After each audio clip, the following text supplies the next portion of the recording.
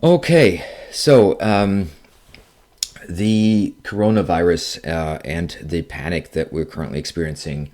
What is there that you should actually know? Because a lot of the information that is out there is kind of weird, and I think it's relevant that you kind of put things into context. And I have talked to a lot of people in my neighborhood and noticed that the knowledge about some scientific facts is pretty low.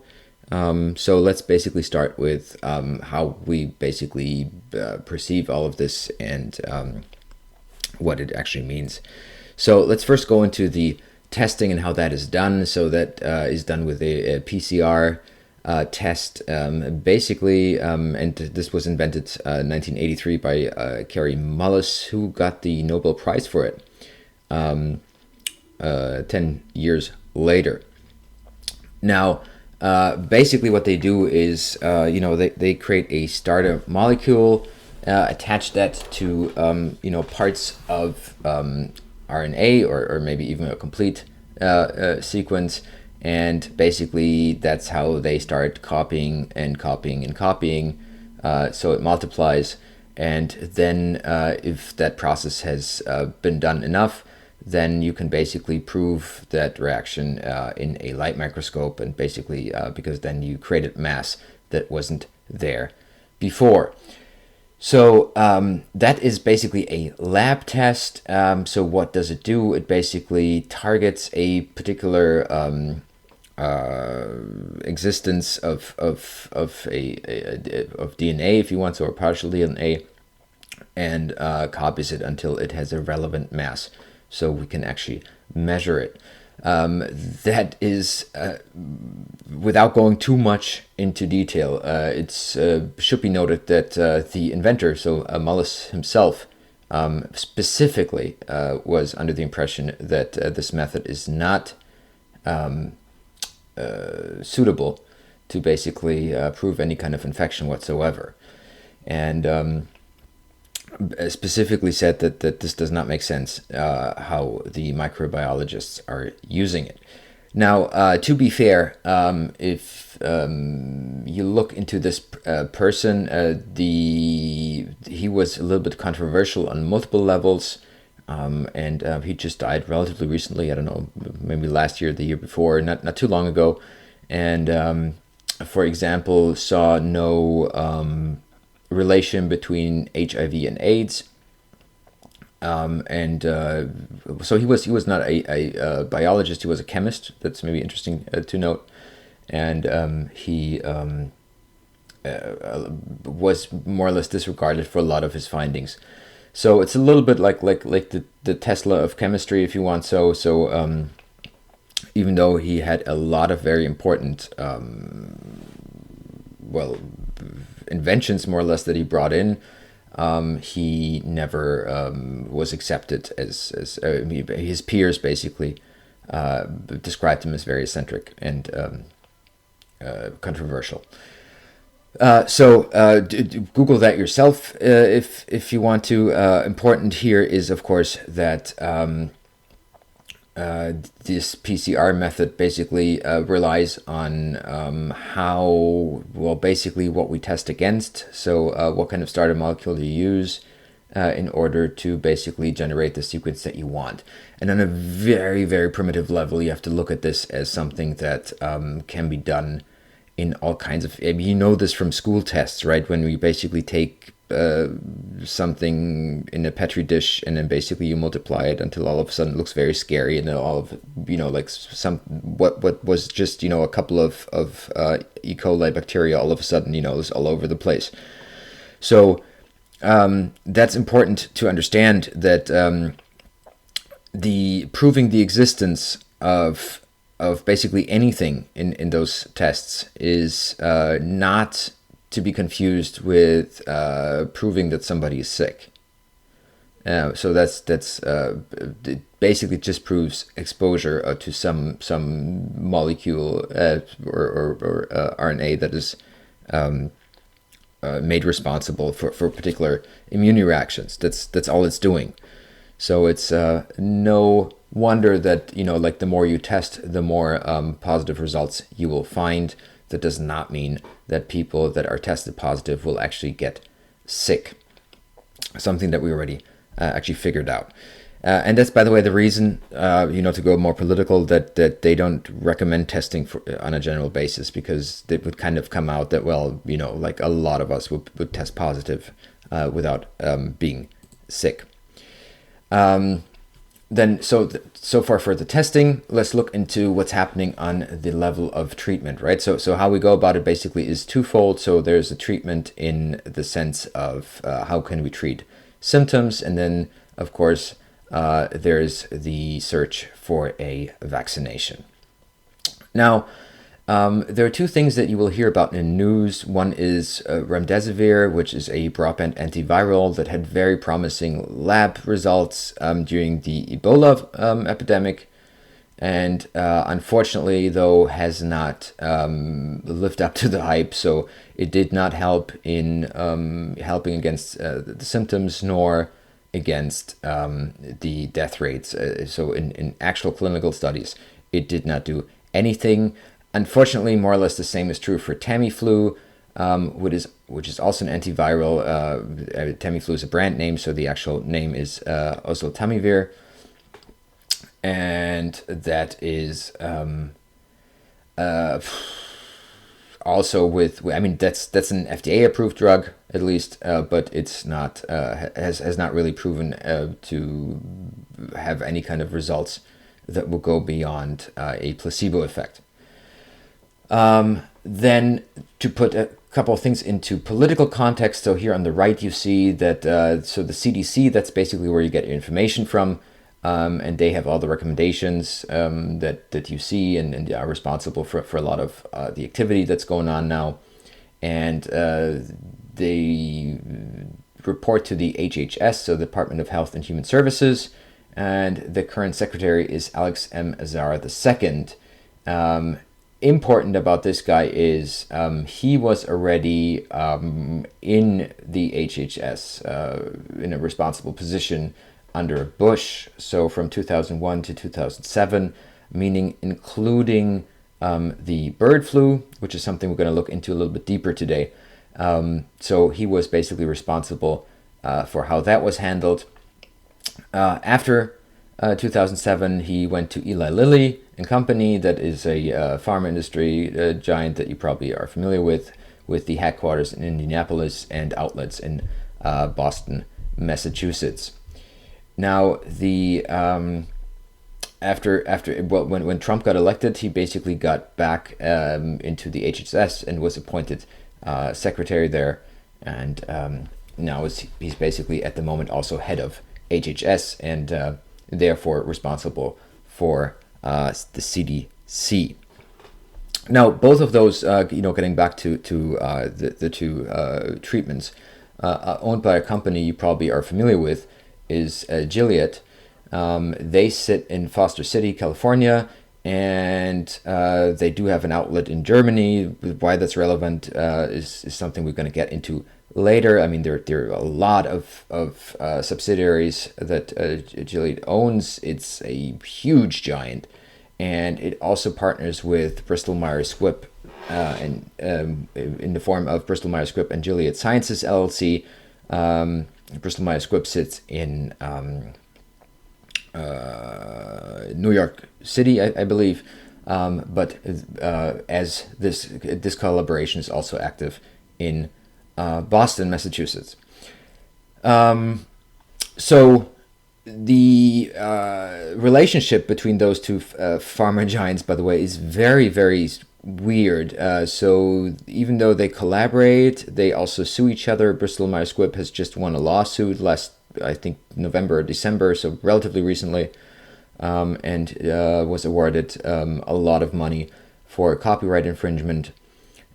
So a lot of viral diagnosis and viral testing and viral treatment is something that they partner on, but at the same time, the relationship is very difficult. So this guy you might probably know, Donald Rumsfeld. I could fill a complete video about his past, and let me just be blatantly open. I find it justified to call him a war criminal. From 1997 to 2001, he was chairman of Gilead, and to this day, he holds a lot of shares. He was at the board more or less for the most part of the last decades. But between 2001 and 2006, he was Secretary of Defense, also under Bush. And that is something that you're probably familiar with his involvement in Iraq and so on. And he was, of course, also seeing through the reaction of 9/11, and was also present as the Secretary of Defense during the bird flu time. Now, what he's officially doing now is he has a Rumsfeld Foundation, and if you listen closely to their statement, you will notice that so their declared goal is, and just think about this, to encourage public service in the United States and supporting the growth of free political and free economic systems abroad. Okay? So that's what he's doing. But again, that's not really our topic today. But I mean, this is a person we should never let alone, basically. I mean, well, make of it what you will. So the second part is, of course, the search for a vaccine. Now, let me start by saying that I'm not an anti-vaxxer, right? So if you look at vaccines like polio, measles, and so on, they have been proven to be very effective against the spread, and basically have a very good track record, between effectiveness and risk, and it's definitely what I say now should not lead you to the idea that vaccines in general are questionable. However, when it comes to influenza vaccinations, then the numbers are a little bit weird, and the reason for that is something that we're going to look into now a little bit.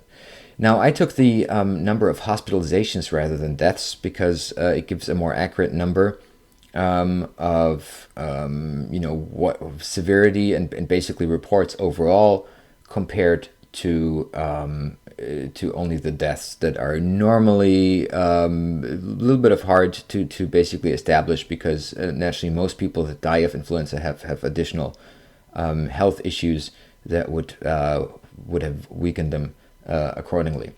So what you see here on the left is basically the number of hospitalizations, and you can see there are particular spikes for particular seasons. Those are U.S. numbers, by the way. And so, for example, 2009, 2010, those were relatively high numbers. 2011, it went down again, and so on. So compare the interesting fact, though. So, by the way, so 93 was basically the first time that people started to be vaccinated against the flu, and that number is, of course, rising, right? So what you see on the right is the vaccination coverage. This is a combination of two particular sources of information. One is basically a panel survey, and one is from the National Health Interview Survey. And you can see those numbers differ a little bit, but one trend is absolutely clear.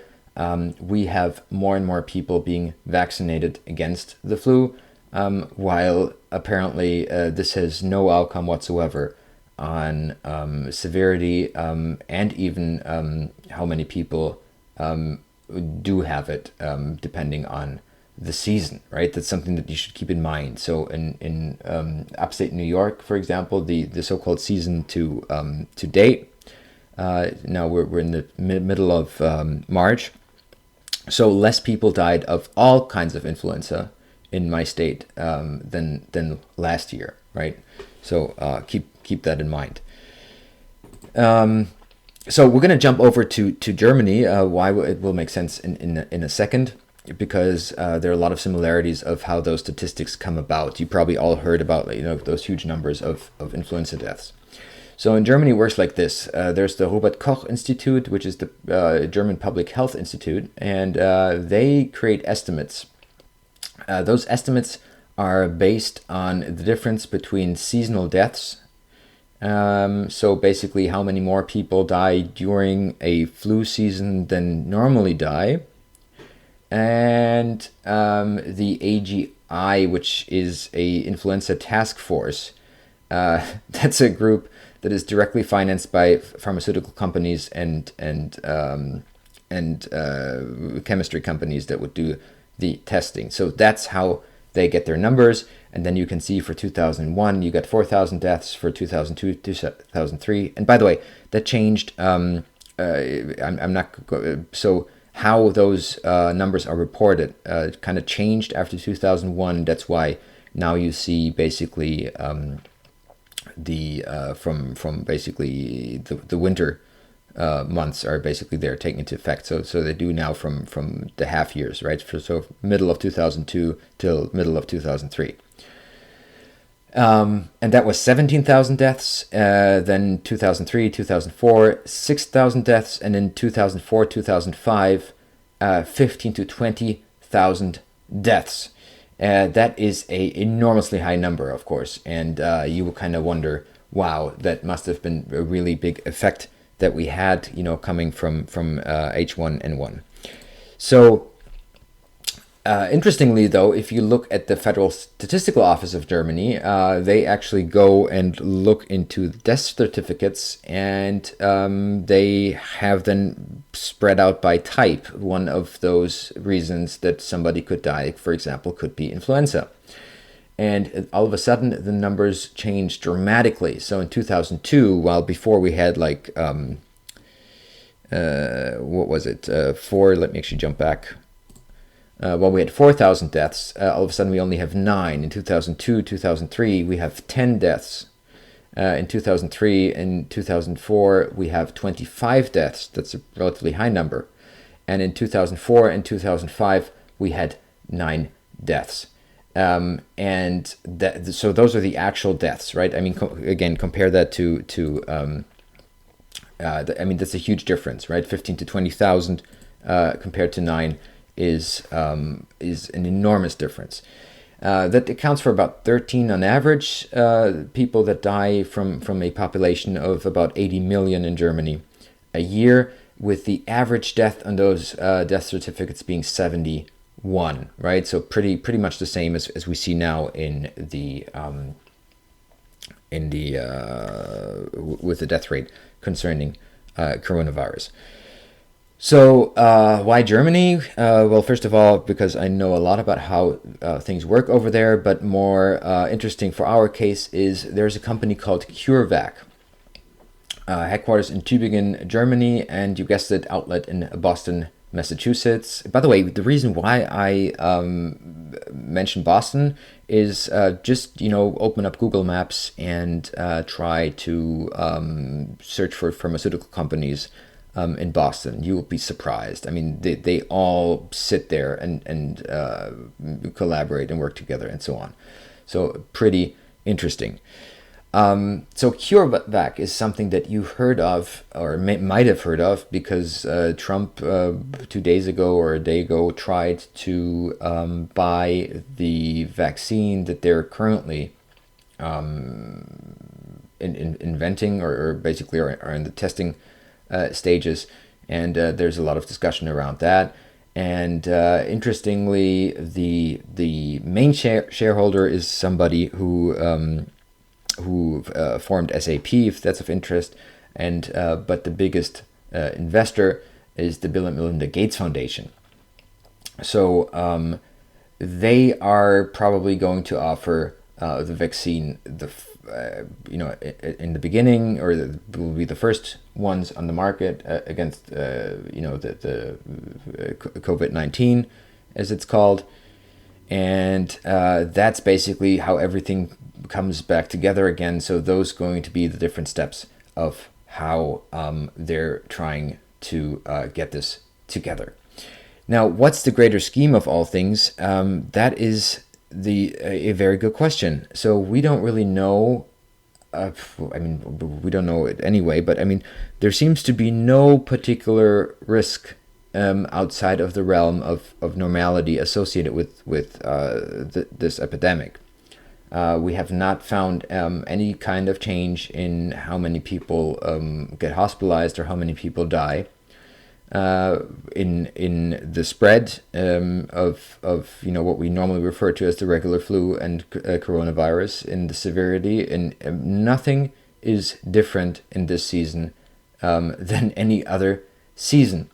So it is basically a hype, and what you always have to keep in mind is if the media or the government or whoever managed to basically create that kind of panic pulls this off, then normally things are happening behind our backs that we should not be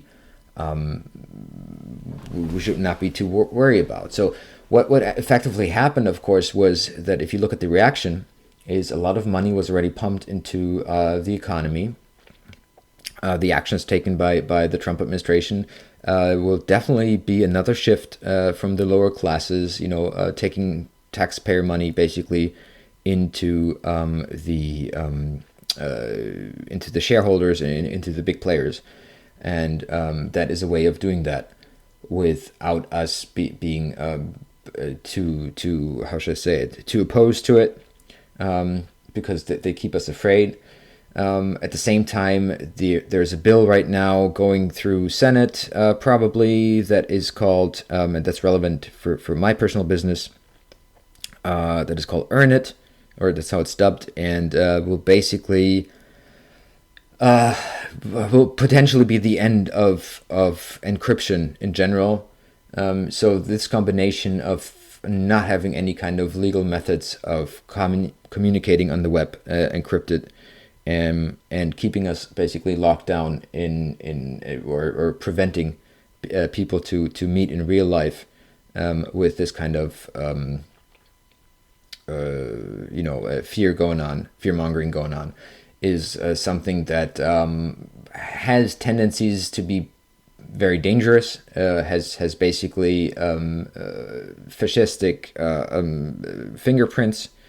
That I cannot point my finger. I don't want to point my finger on what's the greater scheme of things, and I can't. But it is something that I would like you to be a little bit more aware about, rather than just looking at this as a health threat, which frankly there is no scientific proof that would justify a fear of coronavirus to the extent that we're currently experiencing, not in the slightest way. Anyway, that was a little bit of a video outside of the realm of normality, so I'm going to get back to coding videos, don't worry about it, but this is information that I wanted you to be aware of, and I hope it enables you to basically think outside the box and start looking into things on your own. Thanks so much for watching.